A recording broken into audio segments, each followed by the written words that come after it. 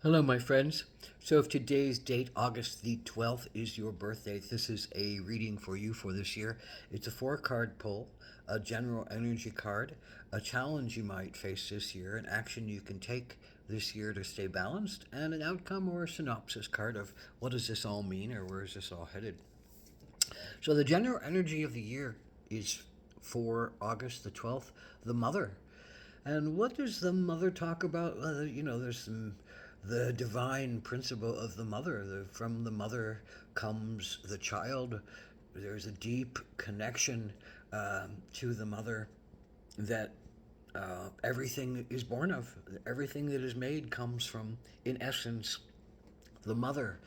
Uh, Maybe that's the sense of creation and intuition and connectivity that births it, the fertility of the mother, the openness of the mother, the warmth and connection of the mother, the feeding, nurturing, and sponsorship of the mother, the wrapping protective arms around the baby until the baby is grown enough of the mother. There's all these connections to the mother earth that we spring forth from, that gives us these vessels. This mother earth provides us with our air, fire, water, air, the special containment that we live in.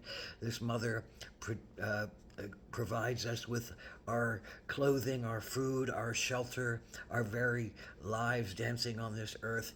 This very mother provides us with the context of nature and the ever changing mystery of spirit and the ability to hear our intuition and know instinctually or intuitively how to go, how to be, how to listen with great depth. It's the mother that understands and hears her children speak, and helps them along the way. But it's also the mother, the great mother of nature that sometimes burns the forest down in order for the next generations to thrive. The mother can be a hard master on some levels. Also, the mother can be the one that smothers and doesn't let the children play because she's afraid for them, doesn't let the children out of the house because she's afraid for them, doesn't want them to be tainted or whatever that means.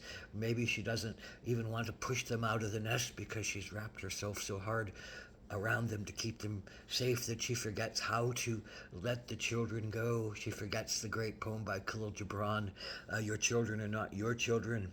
They are the sons and daughters of life's longing for itself. They come through you, but they are not of you, and though they are with you, they belong not to you. So there's all these aspects of the mother that are going to be shown to you this year, or presented to you this year. Maybe you're becoming the mother. How do you ride that wave of ownership and then release? How do you ride that wave of learning how to love in the most positive ways and not bring old baggage forward that might harm your children? How do you face your own mother? How are you the mother to yourself? How do you nurture yourself? How do you love yourself? How do you give to yourself? How do you allow yourself to listen to your intuition? How do you allow yourself to listen to your wildness and your creativity and your spark of joy? How do you listen to your body and dance in your body? How do you give back to your society as the great mother? How do you feed others? How do you feed yourself? All these are very vital, valuable parts of how we look at mothers, and in some form or another, this is an aspect that will be coming up for you this year in a big way or big ways, and it's going to ask you to look at it. What in particular might be your challenge this year?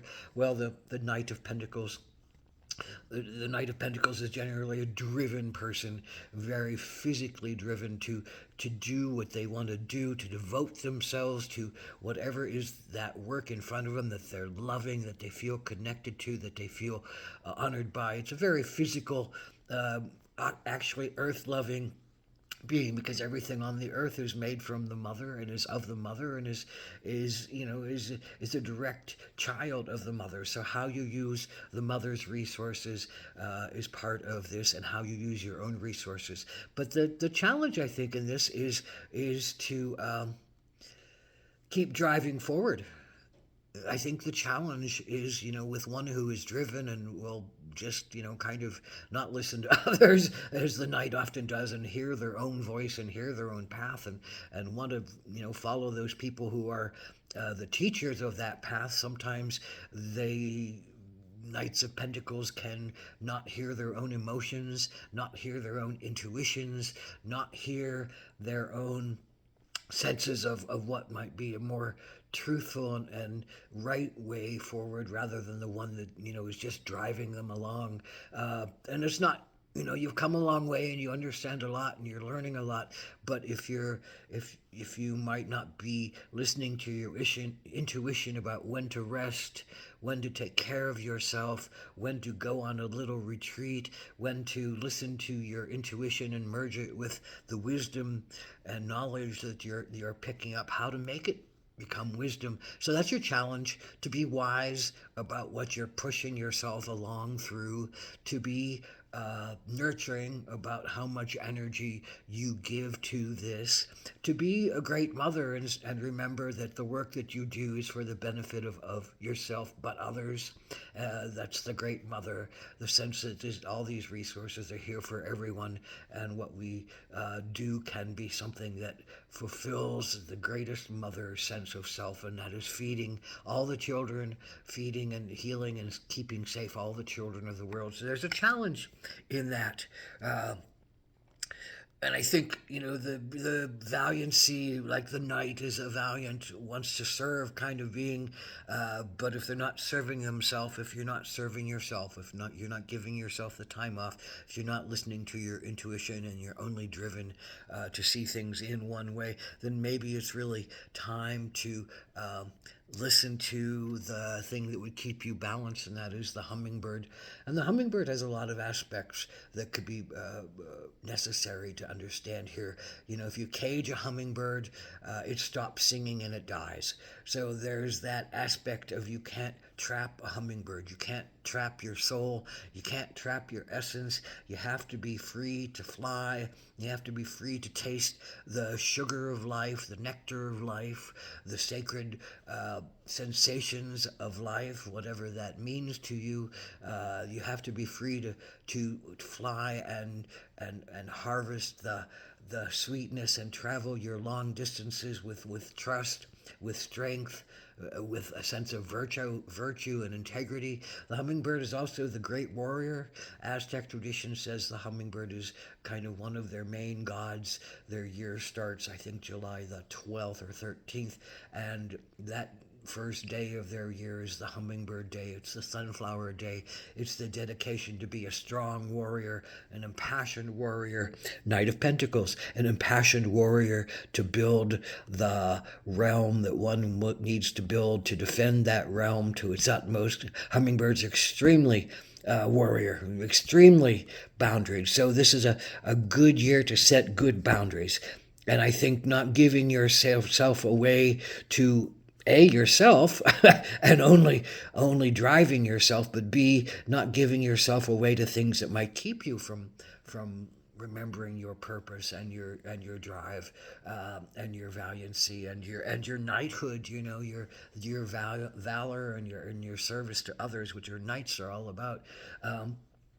So if you forget those things, the hummingbird is here to remind you of your courage, remind you of your strength, remind you of your boundaries, remind you that you need to sing as much as you need to be a warrior. Singing is part of your warriorship. There is a valiancy to the words and what you bring forth. Are your words sweet, or are your words fighting words? Do you want to fight with everybody, or do you want to be open and loving and sing with everybody? There's a great difference, and I think the hummingbird says, well, if you can sing with others, it's a lot more pleasurable and a lot more kind to your own self and space, and a lot more motherly than if you just want to fight with everybody and put up all these boundaries and not get anywhere and not change and not adapt and not learn how to let go and forgive and move on. So there's all that energy that's going on this year for you, and this is the card that comes out I think this is a soul card. It comes with no divination, only what is intuited. This card to me says you might feel sometimes like you're swimming this year, and the water is really choppy, and the skies are really looking like they're going to rain on you, and you might feel like you're underwater, and you're just poking your head up and trying to reach up for some kind of help.